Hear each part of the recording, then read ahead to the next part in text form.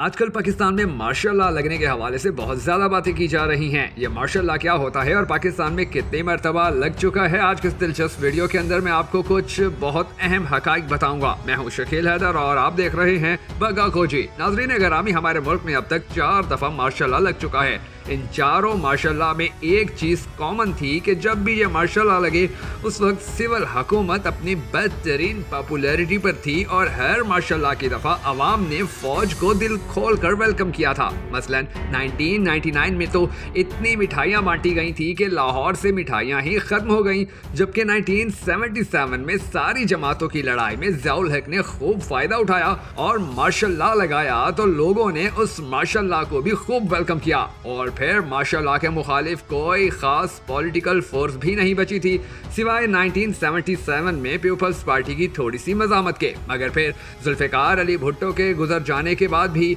ये जमात कुछ ना कर पाई। 1999 में मुशर्रफ का मार्शल लॉ लगा तो जहां लोगों ने मिठाइयां बांटी, वहीं अपोजिशन जमात पीपल्स पार्टी की बेनजीर भुट्टो ने मुशर्रफ के मार्शल लॉ को वेलकम किया। मतलब बेनजीर की भी मुशर्रफ को सपोर्ट मिल गई थी। लेकिन अब की बार हालात बहुत ज्यादा मुख्तलिफ हैं। अब की बार तमाम की तमाम पार्टियां ही बदनाम नहीं, बल्कि एक सियासी पार्टी ऐसी मौजूद है कि जिसकी मकबूलियत पाकिस्तान के अंदर इस वक्त सबसे ज्यादा है और उस पार्टी का नाम पाकिस्तान तहरीके इंसाफ है। अगर हक की और सच की बात की जाए तो इस वक्त पाकिस्तान तहरीके इंसाफ एक ऐसी सियासी जमात बन चुकी है कि जिसकी पॉपुलैरिटी तक पहुंचना अब पाकिस्तान की किसी और सियासी जमात या किसी इदारे के बस की बात ही नहीं नजर आती है। क्योंकि पाकिस्तान तहरीके इंसाफ के साथ बच्चे खड़े हो चुके हैं, नौजवान खड़े हो चुके हैं, बुजुर्ग खड़े हो चुके हैं, खवातीन खड़ी हो चुकी हैं, फैमिलीज खड़ी हो चुकी हैं, मीडिया के सच्चे और खरे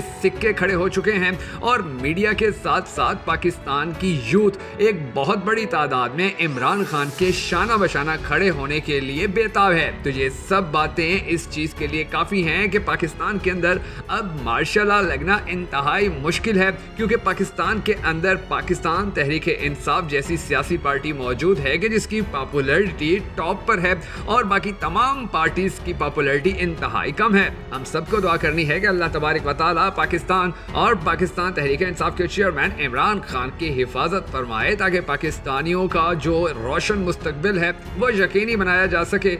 हम सबको दुआ करनी है कि अल्लाह तबारक व तआला पाकिस्तान और इमरान खान की मुहाफ़ज़त फरमाए, क्योंकि इमरान खान पाकिस्तानी कौम की आखिरी उम्मीद बन चुका है और हम सबको इमरान खान के लिए दुआ करनी है कि अल्लाह तबारक व तआला हमेशा उसे अपनी हिफाजत में रखे। अगर आप इस दुआ में शामिल होना चाहें तो कमेंट बॉक्स में आमीन ज़रूर लिखिएगा।